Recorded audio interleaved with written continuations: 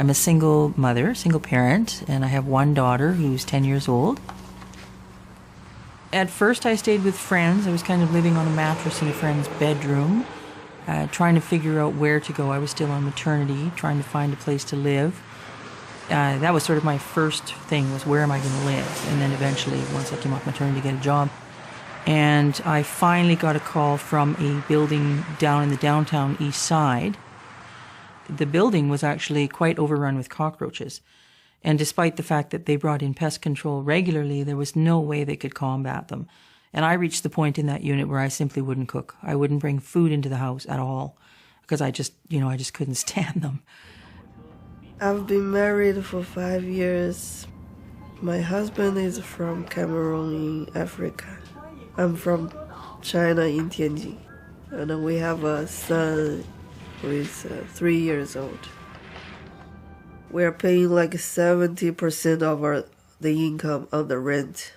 And because the heater is too expensive, we cannot let it on all the time. So we easily get cold. My son is coughing right now, coughing a lot today. It's like we try to go to the cheapest place to buy food. And we also go to food bank, actually. Most of the food are expired. And it's rotten sometimes. And also sometimes they treat you with no respect. They don't really respect you because if you see anything, they just say, if you don't like it, you don't come here anymore. So it's kind of insulting, yeah.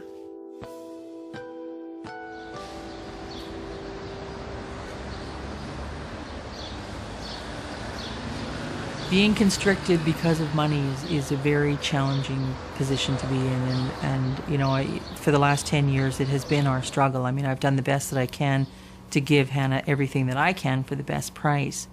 The large subsidy from daycare made the difference in the sense that now there was excess money to be able to do a little bit extra. I could, the rent became easier, the bills became easier.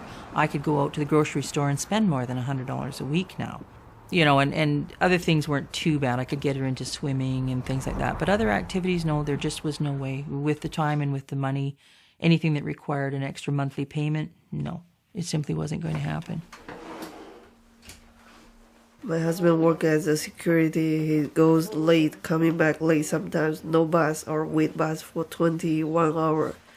So it's exhausting.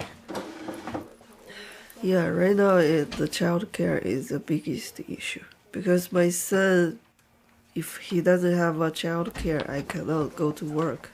And my husband's job the hour is irregular, so I cannot depend on him.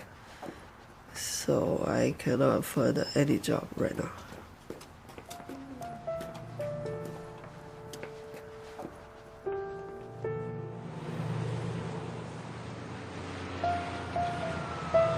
That neighborhood was pretty scary. I was kind of glad that she was that young because what I saw she didn't have to see.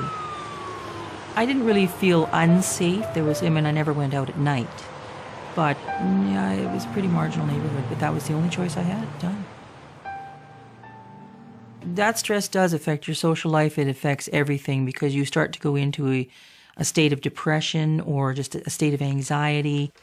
I still struggle because there's still only so much left over at the end of the day. And this particular unit, for the area, it's a good price, but it still top ends me as far as my finances are concerned. But it really feels like a community within a city. You know a lot of the shop owners, you know people walking along the street, you've seen everybody, you go to the park, you know a lot of the kids. Everybody sort of lives in it's just it's a fun neighborhood, it really is. For me, the first year I felt isolated, yeah. Only know some church friends. Besides that, I don't really connect to Canada. And now, because now I am going out, I know all the resource, neighborhood house, community center, family place. The environment is very like a big glass window, so it's bright, shiny, and I have nice children's toy. And it has so many children also. So he had friends and had his favorite toys. And I was like in the next room to have my own program, so we are together. Also, the other thing is you can see different people, and also they are immigrants, so you feel whatever you felt, you're not alone.